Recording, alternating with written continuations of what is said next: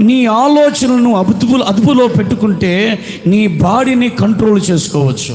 ఎప్పుడైతే మన ఆలోచనల్ని మన అదుపులో పెట్టుకుంటామో అప్పుడు మన బాడీ అంతా కూడా మనం కంట్రోల్లో పెట్టుకోవచ్చు. ఈరోజు మన బాడీ కంట్రోల్లో లేదు, మాటికి వెనక్కి తిరుగు చూస్తుంది, దేవునికి ఇష్టం లేని చోటుకు వెళుతుంది అని అంటే మనలో ఉన్న ఆలోచనలు అదుపులో లేవని గుర్తించాలి.